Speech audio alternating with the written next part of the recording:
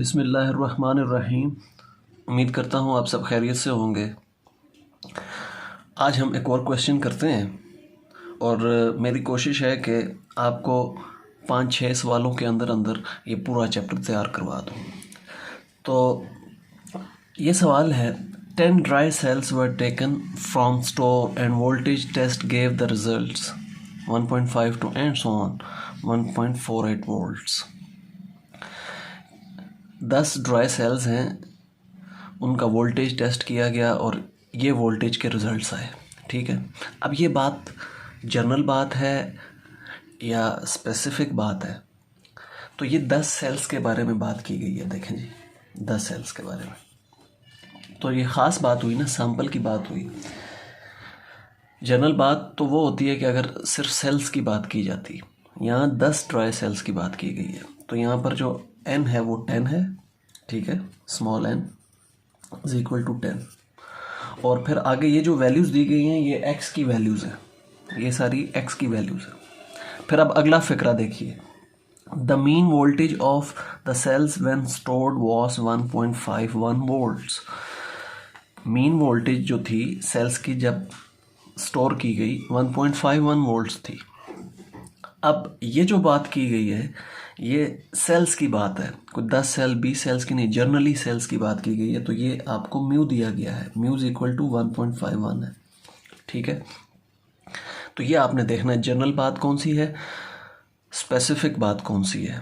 Specific बात sample की होती है, जनरल बात पॉपुलेशन के बारे में होती है। अब यहाँ चूँकि मीन का जिक्र है तो ये म्यू, ठीक है, म्यू है। बाज़ बात एवरेज का लफ्ज़ आ जाता है, तो ये आपने देखना है कि एवरेज और मीन ये दोनों म्यू के लिए इस्तेमाल होते हैं अगर जनरल बात में ये लफ्ज़ आएँ, और अगर स्पेसिफिक बात में ये लफ्ज़ आएँ तो फिर एक्स बार की बात होती है। ठीक है, आगे देखिए, assuming the standard deviation to remain unchanged at 0.02 volts. अब ये कौन सी स्टैंडर्ड डिविएशन है? अगेन ये इन 10 ड्राई सेल्स की तो नहीं है, अलग से एक फ़िक्रा आया है, जर्नल बात की गई है, यहाँ 10 सेल्स की बात नहीं की गई। ये आपको सिग्मा दिया हुआ है, सिग्मा इज इक्वल टू 0.02। ठीक हो गया। ये चीज़ें बड़े ध्यान से देखनी होती हैं सवालों में, आपने सवाल की स्टेटमेंट बड़े तसल्ली से पढ़नी होती है, फिर आपको आगे का प्रोसीजर इतना मुश्किल नहीं लगता। अब यहाँ से हमें ये पता चल गया सिग्मा दिया हुआ है सवाल में, तो ये मीन का पहला केस है। ठीक है, अच्छा आगे पढ़ लेते हैं जी, हाइपोथेसिस क्या टेस्ट करने। ये सवाल पूछा है, is there reason to believe that sales have deteriorated. अब ये क्या बात हुई, यहाँ थोड़ी अंग्रेज़ी उसने यूज़ की। सेल्स ख़राब तब होंगे जब ये जो एवरेज है mu is equal to 1.51 voltage इससे कम हो जाए। ठीक है, ये असल में अंग्रेज़ी में आपको उसने H1 दिया हुआ था, H1 mu is less than 1.51। ठीक है, सेल्स की वोल्टेज ज़ाहिर है बढ़ तो नहीं सकती, कम ही हो सकती है। तो सेल्स तब ख़राब होंगे जब उनकी वोल्टेज कम हो जाए, डिटेरियोरेट हो जाए। डिटेरियोरेट तब होते हैं जब वोल्टेज कम हो जाए। तो ये आपको H1 दिया गया था, असल में H0 यहाँ पर दिया गया है कि मीन स्टोरेज 1.51 है। ठीक है, तो ये H0 आपको दिया गया है, म्यू इज इक्वल टू 1.51। ठीक है, तो ये बात भी आपने याद रखनी है, H0 और H1 में कभी भी x बार आपने नहीं लिखना इस तरह, x bar is equal to 1 point something. ठीक है, 1.6 हो जाए, 1.5 हो जाए, x बार कभी भी नहीं आएगा। H0 H1 में हमेशा म्यू आएगा।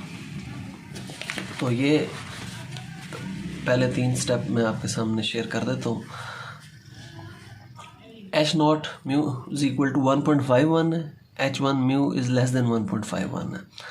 लेवल ऑफ सिग्निफिकेंस 0.05, और एक और भी इस सवाल में दिया गया है 0.01। ठीक है, 0.01 भी है। तो एक दफ़ा 0.05 से कर लें, दूसरी दफ़ा 0.01 से कर लें। अच्छा, फिर टेस्ट स्टैटिस्टिक कौन सा यूज़ होगा? केस 1। केस 1 कब यूज़ होता है ये आपको मैं एक मरतबा फिर दिखा देता हूँ।